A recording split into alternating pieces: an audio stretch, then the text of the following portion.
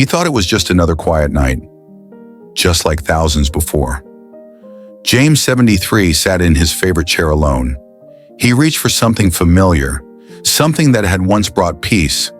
But that night, it didn't calm him. It broke something inside him, not because he did anything wrong, but because no one ever told him how much had changed inside his body, his mind, and his heart. Most older men still do it the same way they did at 25. But after 60, the rules change. And if you don't know what those changes are, you could be quietly draining the very strength, vitality, and dignity you're trying to hold on to. I'm Dr. Richard Moore. I've spent over 3 decades helping men navigate the quiet parts of aging that no one talks about. And today I'm going to share 5 powerful truths about self-pleasure after 60 truths that could help you protect your health, restore your confidence, and feel like yourself again. Before we begin, I'd love to know what city are you watching from? Type it in the comments below. And if this already feels like something you wish someone told you sooner, give this video a thumbs up, share it with a friend who needs it, and subscribe for more honest, compassionate advice made just for men like you. Now let's begin. Secret number 1, your erection is no longer the whole story. And that's okay. There's a moment that arrives quietly for every man. It doesn't come with warning. It doesn't ask for permission. But when it shows up, you feel it. Maybe it's when you realize your body doesn't respond the way it used to. The blood flow is slower. The sensation, duller. What once felt effortless now requires thought, patience, and sometimes frustration. That's the moment where doubt begins to whisper, "Is something wrong with me? Am I broken? Am I still a man?" Let me stop you right there. No, you're not broken. You're evolving. The problem isn't your body, it's the story you were told about what makes you a man. For decades, we were taught that a real man performs, that hardness equals health, that duration equals dominance, that if you can't rise to the occasion, something must be failing. But nobody told us that masculinity isn't frozen at 25. Nobody taught us that sexuality after 60 doesn't disappear, it transforms. And most of us, well, we were never handed the new manual. Let me tell you about Raymond, a man I worked with not long ago. He's 72, retired Army officer, widower. He came into my office with eyes full of embarrassment.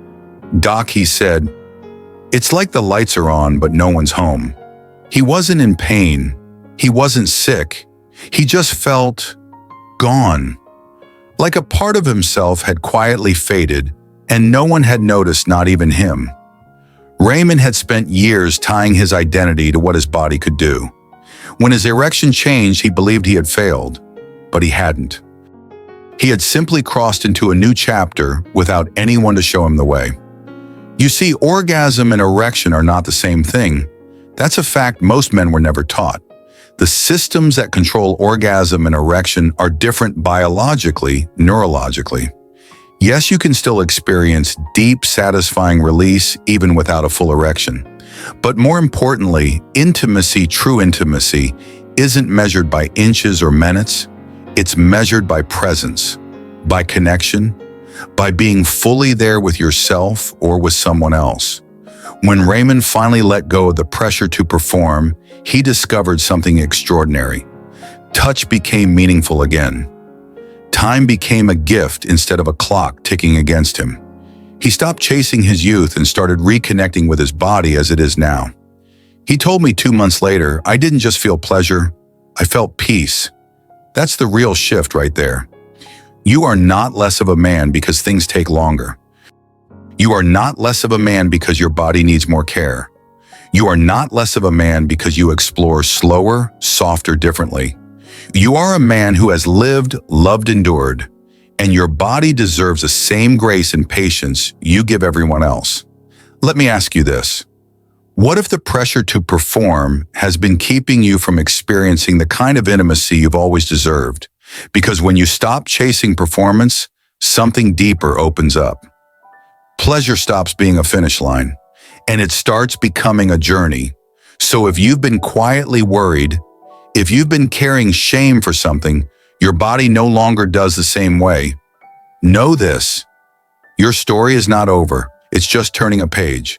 And sometimes what you find on the next page when you finally stop trying to prove yourself is more tender, more real, more human than anything you knew before. Secret number 2, it's not just physical, it's deeply emotional. Most men think of masturbation as one simple thing, a release, a habit, a way to fall asleep. We rarely think deeper than that. We don't ask where it comes from or what it might be carrying for us. But after working with thousands of men over 60, I've come to see something most of us never talk about and almost none of us were taught to understand. Masturbation, especially as we age, is not just about sex. It's about emotion. It's about comfort. It's about the quiet ways we cope when no one is around to see us trying. Let me tell you about Gerald, a 76-year-old former factory worker from Indiana. He came to me not because of any physical problem, but because he felt flat. His words, "I'm just going through the motions of life." He had lost his wife 4 years earlier. His kids had moved out long ago. His days were quiet, his nights even quieter. And yet one thing never changed. Almost every night before bed, he would touch himself. Not with passion, not with fantasy, just rhythm, routine. When I asked why he paused for a long time, then he said, "It helps me fall asleep and feel less alone." He hadn't connected the dots. But what he was really doing wasn't physical. It was emotional regulation. You see, your body isn't just reacting, it's responding. Because during climax, your brain releases powerful chemicals: oxytocin, the bonding hormone; dopamine, the reward and motivation chemical; serotonin, the mood stabilizer. These aren't just names from textbooks. They're the messengers that tell your nervous system you're safe, you're connected, you're okay. And for many men like Gerald, masturbation becomes the last space in life where those messages are still delivered. Not because we're chasing lust, but because we're reaching for grounding, for calm, for something that feels known. Here's where the line gets blurry and important, because over time that nightly habit can shift. What started as comfort becomes numbness. We stop feeling, we just do, and slowly it becomes autopilot. This is the difference between touching to connect and touching to go numb. And that's the question I want you to ask yourself tonight. Am I doing this to feel something or to avoid something I don't want to feel? It's not always an easy answer, but it's an important one. Because when we touch with presence, we awaken something in ourselves that reminds us we're still alive. We still matter, we're still here. But when we touch with detachment, we begin to disconnect, not just from our bodies, but from our hearts. And over time, that emotional silence can grow louder than any physical symptom. Gerald didn't need a pill. He didn't need performance. What he needed was permission. Permission to acknowledge that what he was doing every night wasn't bad or wrong or embarrassing. It was his nervous system trying to soothe itself, his emotions looking for a place to land. Once he began to see that, he changed his whole approach. He created a quiet bedtime ritual, one with breathing, gratitude, intention. He stopped just going through the motions and started showing up for himself again. He didn't just fall asleep faster. He began waking up more whole. So if you found yourself stuck in the same rhythm night after night, ask yourself, am I soothing or am I silencing? Am I connecting or am I disappearing? Because this secret isn't about stopping the habit. It's about honoring it, turning it from background noise into a healing space. Your emotions haven't left you. They're still right there underneath your fingertips, waiting for you to notice, waiting for you to feel again. Secret number 3, use it or lose it is real. There's a hard truth most men don't hear until it's too late. Sexual function doesn't disappear overnight. It fades quietly, slowly. like a familiar song playing softer each day until one morning you realize you can't hear it at all. That silence isn't just emotional, it's biological. Let me tell you about Martin, a 74-year-old retired teacher from Minnesota. Kind, thoughtful, once full of life. He came to see me not long ago, not because of pain or illness, but because of confusion. He'd recently met someone new, a warm, loving woman who brought light back into his world. But when the moment came to reconnect physically, his body didn't respond. "It's like I'm still here," he said quietly, but my body left the room. He hadn't been intimate in over a decade, not because he didn't want to be, but because life had slowly convinced him he no longer could be. His wife had passed years earlier. Grief became routine. Touch became memory. And eventually he stopped touching himself altogether. He assumed that part of his life was over. But here's the truth, Martin never knew, and most men don't. Sexual function, like muscle, weakens with disuse. Let me break this down clearly.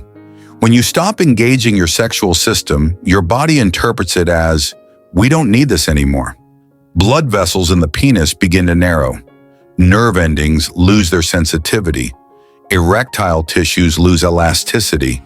And over time, the entire system becomes sluggish, unresponsive, or even painful. It's the same reason you lose strength when you stop moving. You skip the gym for a month, your biceps shrink.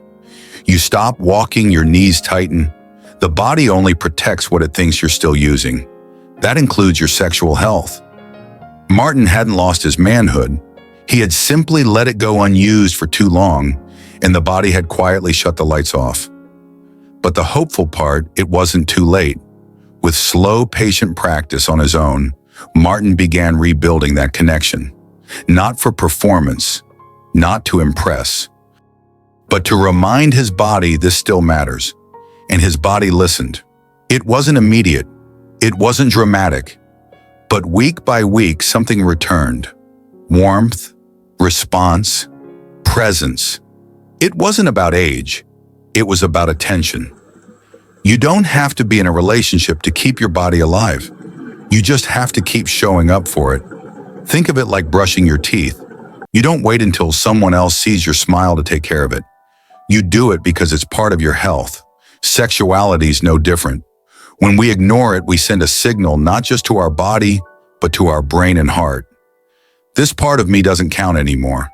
And that message can echo into every part of life. Martin told me later, "Doc, I didn't realize how much I'd abandoned myself until I started coming back." That's the power of intentional touch. Not to satisfy a need, but to keep your nervous system engaged, your circulation moving, your confidence alive. So if you've been putting this part of yourself on hold, waiting for the right time or the right partner, I want you to hear this. You don't need permission to reconnect. You just need practice, curiosity, and the willingness to say, "I'm still here." Because touching your body isn't just about desire, it's about dignity, vitality, and staying alive in every sense of the word. Secret number 4, porn might be silently hurting you. Late at night when the house is quiet and the world has gone still, you reach for something familiar, your phone, your tablet, a screen filled with images that promise comfort, connection, escape. At first it helps. It fills the silence. You feel something again, even if only for a moment. But over time, something starts to shift. You notice your interest in real intimacy is fading. You're less responsive to touch. The release feels duller. You're present, but not really there. This is what I call invisible erosion. And it's happening to more older men than anyone wants to admit. Let me tell you about Harold, a 68-year-old retired machinist from Ohio. His wife passed away 6 years ago. The grief was quiet but heavy. He didn't talk about it. He just kept going. At night, he found comfort in adult videos. At first, it was once in a while. Then it became nightly. Then it became the only thing. He said it was the one time I felt something, or at least, I thought I did. But something unexpected happened. When Harold finally met someone new, kind, real, warm, he felt nothing. Not just physically, emotionally. He couldn't connect. He felt numb. Here's what most people don't realize: porn doesn't just stimulate, it rewires. Your brain has a reward system. Every time you watch porn, it gets flooded with dopamine, the pleasure chemical. And at first, that flood feels incredible. But the brain adapts quickly. It starts needing more novelty, more shock, more stimulation, just to feel the same level of arousal. And what happens next? The real world begins to feel flat. Real skin doesn't excite. Real emotions feel slow. Real touch barely registers. This is what's known as arousal fatigue, and it's especially dangerous as we age. Because the older brain isn't as flexible, it doesn't rewire as easily, and the longer we stay overstimulated, the harder it becomes to return to natural human connection. Porn creates a shortcut, one that skips over breath, memory, emotion. It trains the body to respond to performance, not presence. And the cost is quiet but steep. Loss of sensitivity, loss of desire, loss of self. Harold described it best. He said, "It's like I built a wall around my senses, and I didn't know I was doing it." The truth is, porn isn't evil. It's not about morality. It's about balance. When something meant to awaken you starts to numb you, it's time to pause. So here's my gentle invitation. Try stepping away, even just for a few days. Close the screen, turn inward. Instead of chasing a performance, slow down. Touch yourself with breath, with memory, with emotion. You may be surprised by what you still feel, by what's still alive inside you. Reconnect not with fantasy, but with truth. You don't need to quit being sexual. You just need to reclaim it. Bring it back from the screen into your body. Because the most powerful part of aging isn't what we lose. It's what we begin to see clearly. What matters? What's real? And the realest thing you have isn't on a screen. It's the living memory under your own skin. It's the breath that's still warm in your chest.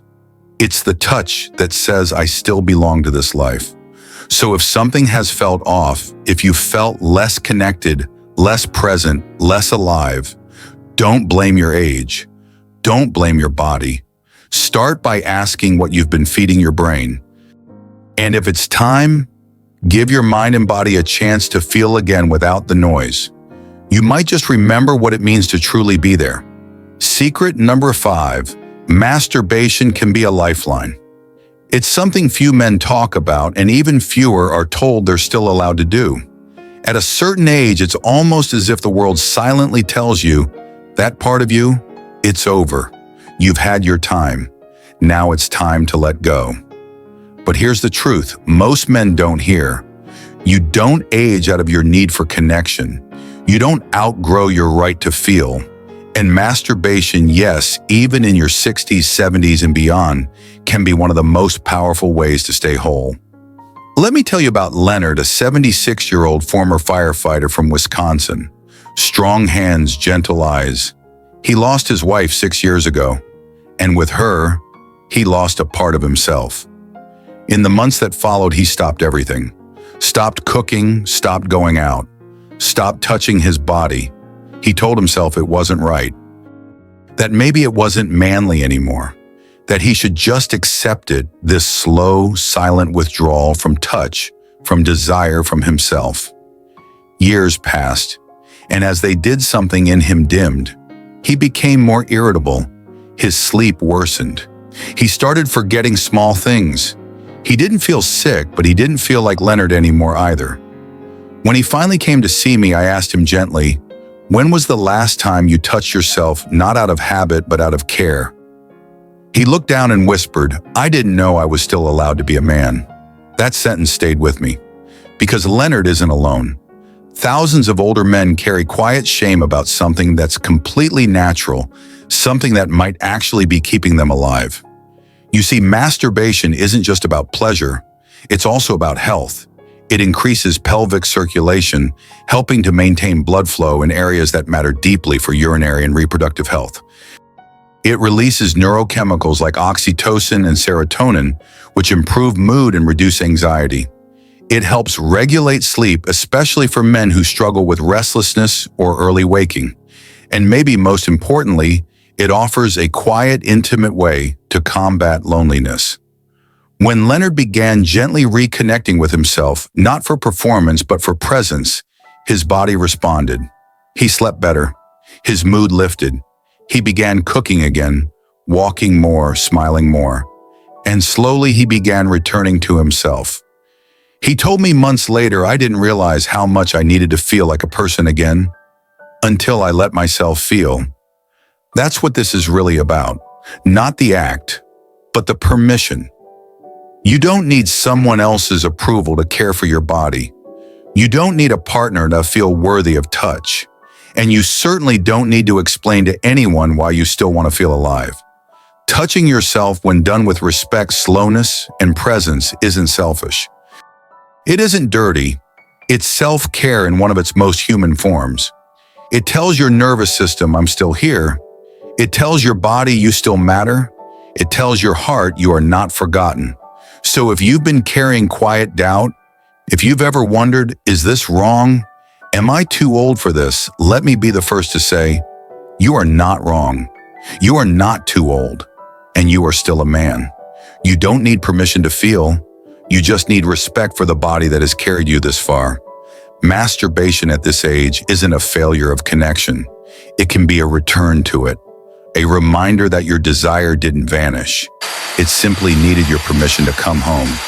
So tonight, if you find yourself alone, unsure, or quietly aching for something you can't quite name, start with breath. Start with memory.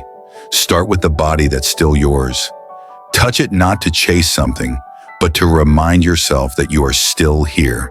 And that's more than enough. You've just heard 5 truths that most men never get to hear, and for many it comes decades too late. But not for you, because if you've stayed with me this far, it means something inside you is still alive, still curious, still reaching for something honest. Let's take a breath and remember what we've uncovered together. First, you're not broken, you're evolving. Your body may not work the same way it did at 25, but that doesn't mean it's failing.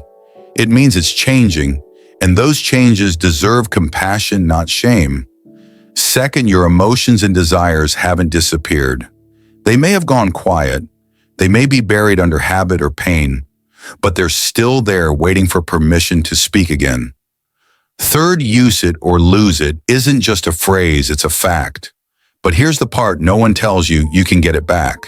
Not overnight, not through pressure, but through presence. Gentle, consistent presence. Fourth, porn might be doing more harm than you think. It promises relief, but sometimes robs you of connection, of depth, of your ability to feel something real. And fifth, masturbation done with respect and awareness isn't a habit to hide.